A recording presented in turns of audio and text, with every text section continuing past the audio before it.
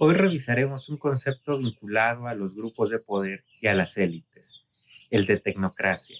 La expresión tecnocracia significa literalmente el poder de la técnica, acuñada formalmente a principios del siglo XX, posee una connotación negativa que, a pesar de evocar una diversidad de imágenes, refiere a una intención primordial de empleados, asesores, directivos o representantes populares, los ejecutivos científicos, en palabras de Raymond Vernon, a los asuntos económicos, financieros y hacendarios, en lugar de los temas sociales, con altas credenciales académicas, en especial en economía e ingeniería, de forma regular, obtenidas en instituciones del extranjero y en experiencia en el ejercicio de la función pública. Como pocas, la tecnocracia es una expresión que se encuentra presente en el debate público. Sintetiza una forma de entender los problemas comunes y de darles respuesta, y descalifica a los adversarios. La presencia de cuadros técnicos altamente profesionalizados en la hechura de políticas públicas no representa alguna novedad, ni de forma necesaria, aunque sí regular, de una sustitución de la lógica política por la racionalidad instrumental, basada en hechos objetivos comprobables, cuyo determinismo técnico y lógica lineal predominan. Como dice Manuel García Pelayo, se entiende por tecnocracia una estructura de poder en la que los técnicos condicionan o determinan la toma de decisiones, teniendo así que sustituir al político o sustituyéndola definitivamente en la fijación de las policies, y a los burócratas tradicionales en la operacionalización de las decisiones o en su participación en la decisión misma. La tecnocracia significa, así, la presencia de una nueva clase política compuesta por tecnócratas que comprenden no solo a los técnicos del proceso productivo, sino también a los especialistas de management, planificación, organización, comunicación de masas, investigaciones operacionales, análisis de sistemas, etc.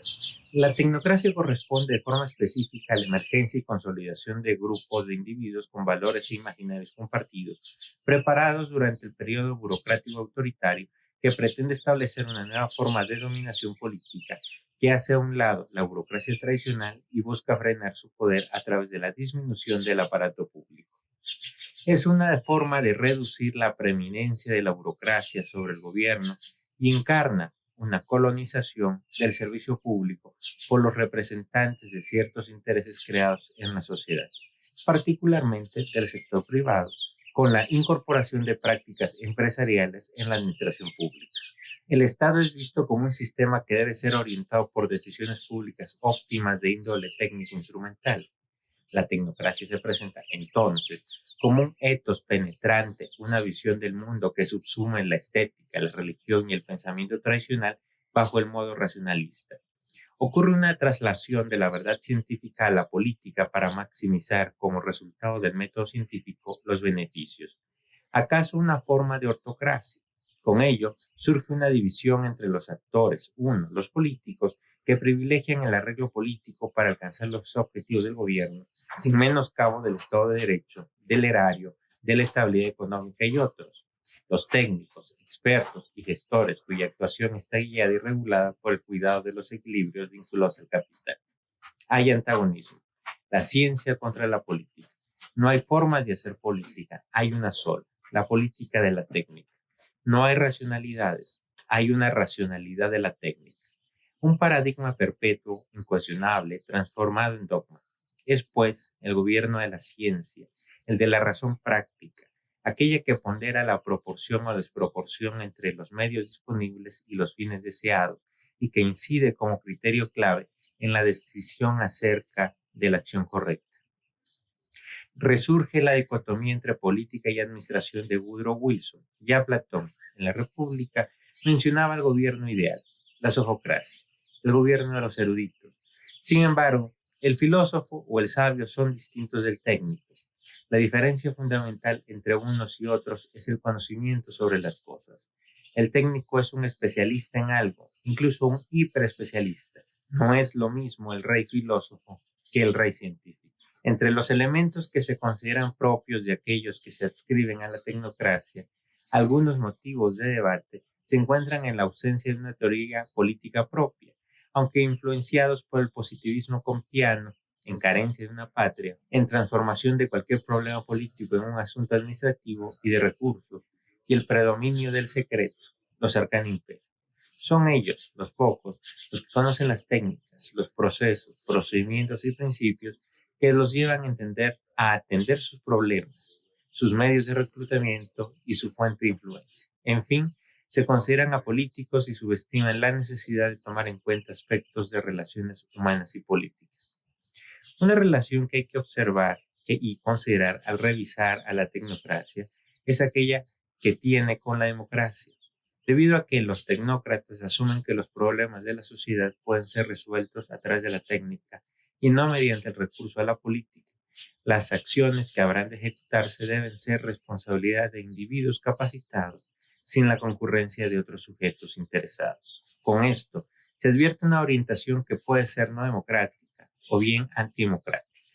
Unos cuantos, no necesariamente legítimos por elecciones libres, abiertas y confiables, deciden el futuro colectivo. Bobbio va más allá al afirmar que la tecnocracia y la democracia son antitéticas. Si el protagonista de la sociedad industrial es el experto, entonces quien lleva el papel principal en dicha sociedad no puede ser el ciudadano común y corriente. La democracia se basa en la hipótesis de que todos pueden tomar decisiones sobre todo. Por el contrario, la tecnocracia pretende que los que toman las decisiones sean los pocos que entienden tales asuntos. La racionalidad pluralista, subjetiva, democrática, es opuesta a la visión tecnocrática. No se necesita la comunicación con la sociedad, sino el reconocimiento entre los pares, los iniciados en la lógica instrumental que pueden comprender las medidas adoptadas. El poder tecnocrático es nuevo, distinto a la burocracia e incompatible con la democracia. Escapa a toda evaluación democrática. En tiempos donde existe un sentimiento de decepción por los resultados de la democracia, la vuelta a los regímenes autoritarios que ofrecen estabilidad económica y certidumbre política es una opción.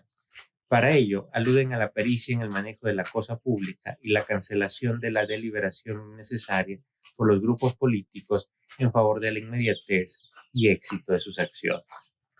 Frente al demagogo, el experto, los tecnócratas son, de acuerdo a Alvin Toffler, parte de la adhocracia, técnicos llamados a solucionar problemas específicos. La legitimidad se vuelca hacia la búsqueda de la eficacia, competencia versus despolitización. La crisis de la democracia ha colocado sobre la mesa el resultadismo como un atributo de la tecnocracia, producción de beneficios para los ciudadanos en detrimento de los valores humanistas y políticos de la sociedad. Lo opuesto al resultadismo es el resultado público, en tanto proceso, técnica y democráticamente adecuado que impacta de modo favorable en las condiciones de vida de las personas y respeta los valores humanistas y políticos del Estado democrático. La gobernabilidad es la finalidad de los Estados y no se alcanza únicamente con la técnica o con el acuerdo político. Se requiere la concurrencia de ambos. La racionalidad medio fin, a lo cual se reduce la política en la lógica tecnocrática, no contempla los filtros que seleccionan las medidas para atender un problema social. En mi opinión, la perspectiva tecnocrática provoca una ruptura del ciudadano con el sistema político. Se fragmenta el ámbito social y el político y se transforma el orden, es decir, el funcionamiento del aparato público.